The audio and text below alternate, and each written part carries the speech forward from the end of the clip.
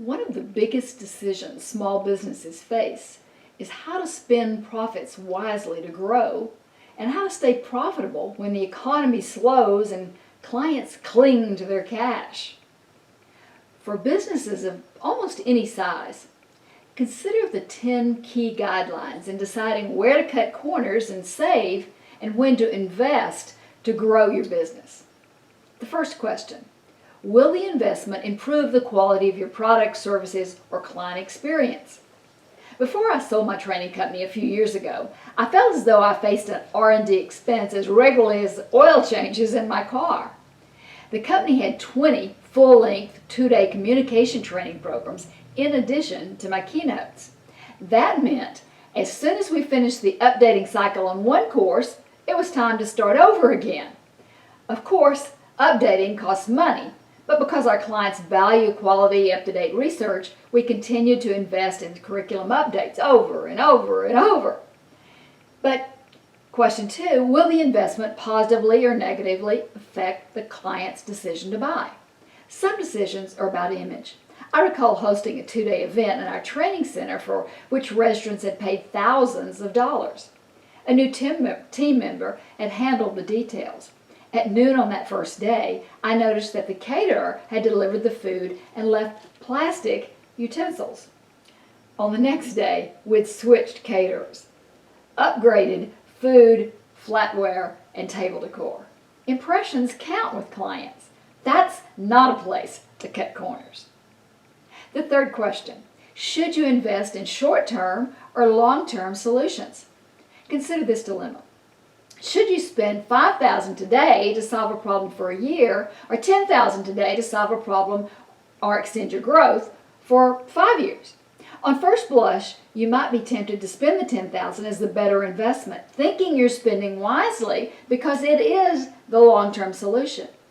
But understand cash flow and opportunity cost. The next point. Question number 4. Where's the leverage in this expenditure? As a new business owner, if I'd had the cash, I typically have made the $10,000 decision in situations such as I just mentioned. But later I learned to consider, how could I leverage that extra $5,000 to grow the business in the short term? So I always ask myself, would that move be more beneficial than using that extra $5,000 to extend predictable savings over the next 5 years? And question number 5, will the investment increase productivity? Far too many small business owners fail to calculate their time for doing the little things. So instead of developing new product ideas or marketing their services, they're sending out invoices or opening mail. Hire help to increase your overall productivity. And 6, is the expenditure revenue related or forever overhead? Ben Franklin was right. A penny saved is a penny earned. Watch those expenses. An additional staff member here, a gadget upgrade there. Those things improve operations, yet they gobble up cash that could go into revenue-producing projects. And guideline number 7.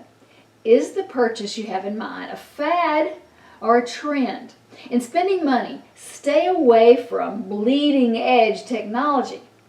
Prices come down, not go up. Number 8, will the expenditure develop your people?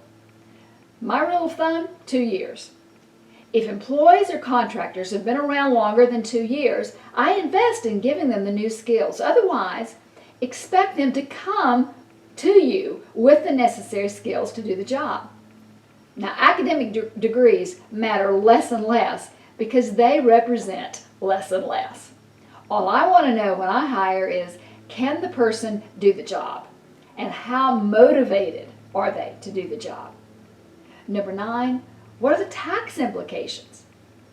Taxes change everything, so go figure, literally. And 10, is this expenditure about ego and comfort?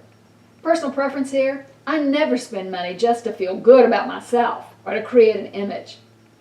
But on the comfort criteria, I've discovered that following guidelines 1 through 9 allow me to ease the stress of a very hectic travel schedule and to enjoy healthful living.